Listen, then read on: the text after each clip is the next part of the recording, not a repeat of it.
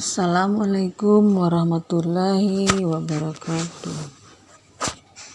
Jumpa lagi dengan pelajaran pendidikan agama Islam dan budi pekerti. Apa kabar anak-anakku yang soleh dan soleha? Semoga semuanya dalam keadaan sehat walafiat. Amin. Anak-anakku, sebelum kita belajar, terlebih dahulu mari kita baca doa bersama. Bismillahirrahmanirrahim.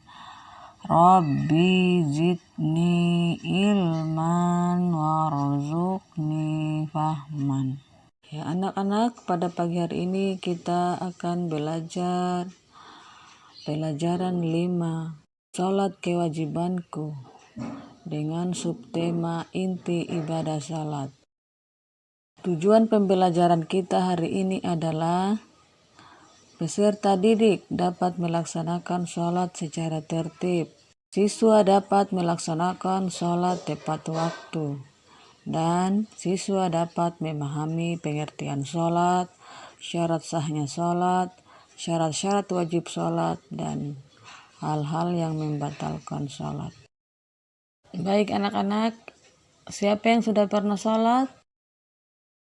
Anak-anak, sholat menurut bahasa adalah doa, memohon kebaikan dan pujian.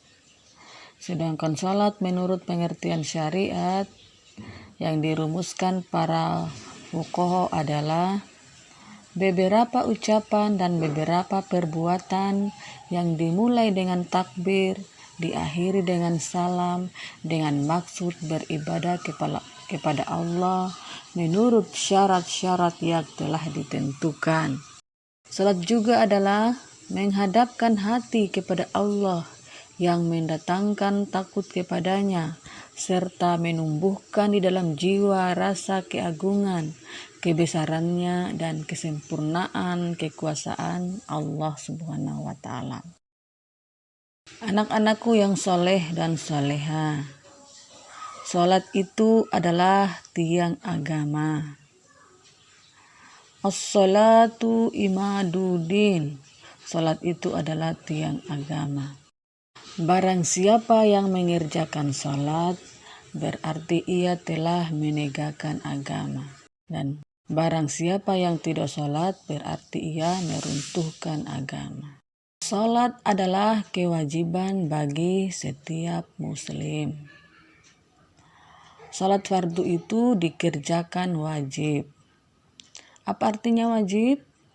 Wajib adalah segala sesuatu yang dilaksanakan mendapat pahala, dan jika ditinggalkan, kita mendapat dosa. Salat juga adalah ibadah yang pertama kali dihisab, sesuai dengan hadis Bukhari atau Tabrani. Sesungguhnya yang pertama sekali dihisab atas seorang hamba di hari kiamat nanti ialah salatnya. Anak-anakku yang soleh dan soleha, sebagai seorang muslim, kita harus melaksanakan salat sebagaimana firman Allah dalam surat Al-Kautsar. Inna a'tayna kal kautsar fasalli li rabbika wanhar inna sya'ani'aka huwal abtar. Fasalli li rabbika wanhar, yang artinya dirikanlah salat, maka salatlah kamu karena Tuhanmu dan berkorbanlah. Anak-anak, kita harus mengetahui syarat-syarat wajib salat. Syarat-syarat wajib salat itu adalah yang pertama, orang Islam. Jadi, kalau bukan orang Islam, jangan disuruh salat, ya. Syarat wajib yang kedua adalah berakal. Berakal di sini artinya tidak gila. Syarat wajib salat yang ketiga adalah balik. Balik di sini artinya jika wanita sudah haid dan laki-laki sudah pernah bermimpi basah. Syarat wajib salat yang keempat adalah suci dari hadas besar dan hadas kecil. Dan syarat wajib sholat yang kelima adalah sadar.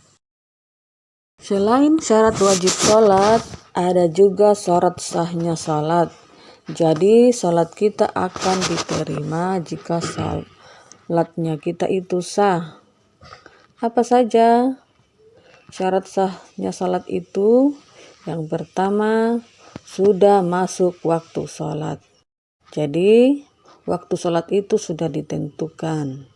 Misalnya sholat zuhur jam 12. Syarat sah sholat yang kedua adalah suci badan, pakaian, tempat sholat dari hadas dan najis. Jadi sebelum kita sholat itu harus perhatikan dulu badannya kita, berarti kita harus mandi, pakaian juga harus bersih. Tempat sholat kita juga harus dibersihkan terlebih dahulu. Syarat sah sholat yang ketiga adalah menutup aurat. Apa itu aurat? Aurat itu adalah aurat perempuan semua anggota tubuhnya. Yang hanya bisa terlihat pada waktu sholat adalah muka dan telapak tangannya. Sedangkan auratnya laki-laki adalah pusat dan lututnya. Jadi pusat dan lututnya itu tidak boleh kelihatan, ya. Yang keempat, syarat sah sholat yang keempat adalah menghadap kiblat. Menghadap ke arah matahari condong atau menghadap ke arah barat. Anak-anakku yang soleh-soleha, ada juga hal-hal yang dapat membatalkan sholat. Jadi sholat kita tidak akan sah jika kita terbuka aurat saat sholat, tertawa atau tersenyum saat sholat. Jadi saat sholat itu tidak boleh tersenyum, apalagi berbicara. Yang membatalkan sholat yang ketiga adalah makan saat sholat. Jadi kalau sudah selesai berwudu, tidak boleh lagi makan, tidak boleh lagi minum. Yang membatalkan sholat lagi yang keempatnya adalah bergerak berturut-turut lebih dari 2 kali. Bergerak berturut-turut itu misalnya melihat ke kiri atau melihat ke kanan saat sholat. Baik anak-anak, dalam melakukan sholat itu juga mempunyai rukun-rukunnya. Rukun sholat itu ada 13. Yang pertama niat. Ya, jadi kita harus niat terlebih dahulu. Ada bacaan-bacaan niat untuk sholat. Rukun sholat yang kedua adalah berdiri. Berdiri bagi yang mampu. Rukun sholat yang ketiga adalah takbiratul ihram. Bagaimana bunyi takbiratul ihram itu? Allahu Akbar. Rukun sholat yang keempat adalah membaca Al-Fatihah. Yang kelima, ruku dengan tumaknina. Dan rukun sholat yang keenam adalah i'tidal. Rukun sholat yang ketujuh adalah sujud. Rukun sholat yang kedelapan adalah duduk di antara 2 sujud atau duduk iftirashih. Rukun sholat yang kesembilan adalah duduk tawaruk. Rukun sholat yang ke-10 adalah membaca tasyahud akhir. Rukun sholat yang ke-11 adalah membaca salawat Nabi. Rukun sholat yang ke-12 salam pertama. Dan rukun sholat yang terakhir adalah tertib. Demikian pelajaran pendidikan agama Islam hari ini. Kita akan bertemu lagi pada pertemuan kedua.